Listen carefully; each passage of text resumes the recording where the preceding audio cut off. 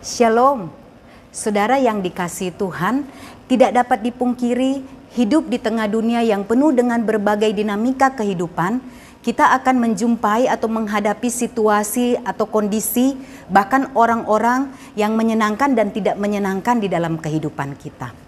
Ada masa di mana kita akan merasa bahagia, kita happy, kita gembira, kita senang dengan situasi dan orang-orang yang menyenangkan yang kita jumpai.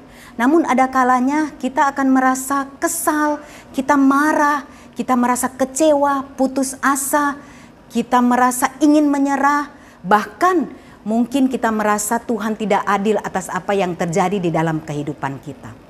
Sebenarnya ada dua hal atau dua cara kita dapat menanggapi situasi atau orang-orang yang ada di sekitar kita. Kita bisa menanggapinya dengan pandangan atau pikiran yang positif, namun kita juga bisa menghadapi atau menanggapinya dengan pikiran dan pandangan yang negatif. Saudara, konon cerita ada seorang pemuda bernama Pygmalion. Dia adalah seorang pemuda yang pandai dan pintar membuat pahatan atau patung-patung dan ukiran-ukiran.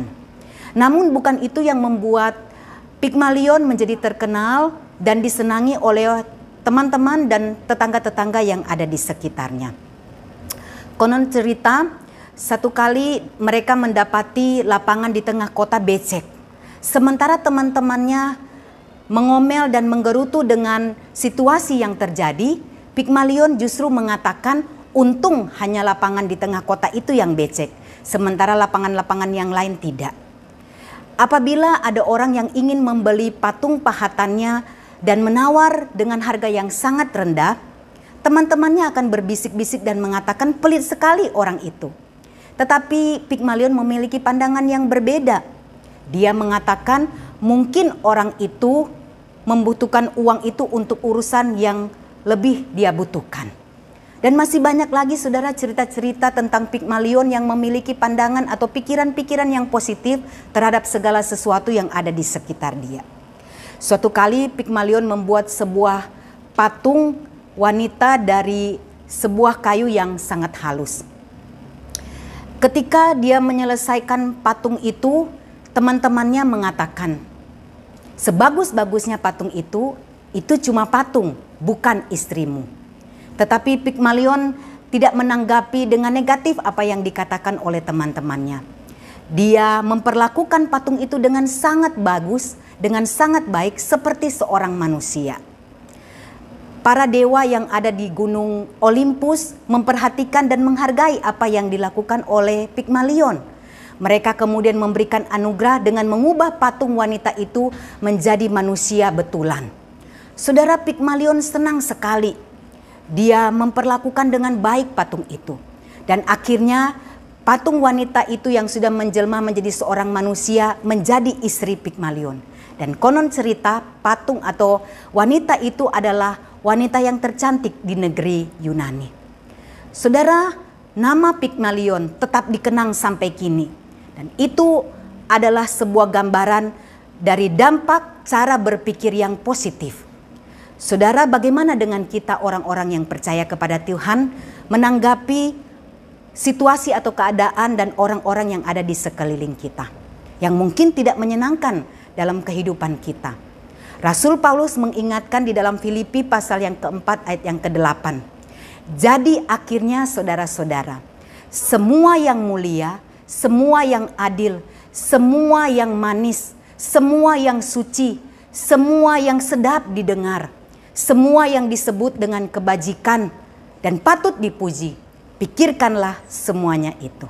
Saudara, ini adalah nasihat Rasul Paulus yang terakhir kepada Yodia dan Sintike. Karena pada waktu itu mereka berdua tidak memiliki kesepahaman di dalam kehidupan dan pelayanan mereka. Dan Rasul Paulus mengingatkan atau menasihatkan mereka supaya mereka sehati sepikir di dalam Tuhan. Rasul Paulus tidak mau mencari siapa yang salah dan siapa yang benar. Karena menurut Rasul Paulus itu hanya membuang-buang waktu dan itu dapat menimbulkan perpecahan baik di antara Yodia dan Sintike maupun jemaat yang ada pada waktu itu. Saudara, demikian juga dengan kita. tatkala kita menghadapi situasi dan kondisi atau orang-orang yang tidak menyenangkan di dalam kehidupan kita. Kita seharusnya memiliki pikiran atau pandangan yang positif, karena pikiran atau pandangan yang positif dapat membuat kita optimis menghadapi kehidupan ini. Kita bisa menghadapi dengan penuh semangat dan penuh gairah, dan itu dapat berdampak baik untuk diri kita sendiri maupun orang-orang yang ada di sekitar kita. Sebaliknya, ketika kita menghadapi dengan pandangan atau pikiran negatif, itu akan membuat kita menjadi pesimis dan malas menjalani kehidupan ini. Dan itu dapat berdampak buruk baik untuk diri kita sendiri maupun orang-orang yang ada di sekitar kita. Jadi saudara-saudara, mari kita menanggapi atau menghadapi situasi yang ada di sekitar kita dengan pikiran-pikiran atau pandangan-pandangan yang positif. Apabila kita memiliki atau berpikir positif, maka Rasul Paulus mengingatkan di dalam ayat yang ke-9, maka Allah sumber damai sejahtera itu akan menyertai dan memberkati kita sekalian.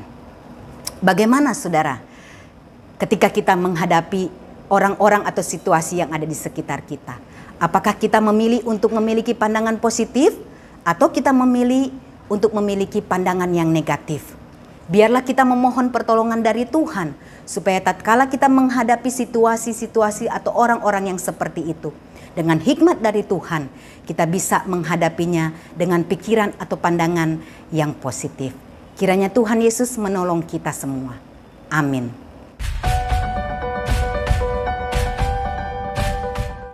Konten ini bisa Anda akses di YouTube, Facebook, Instagram, Spotify, dan Radio Sumber Kasih 90,2 FM.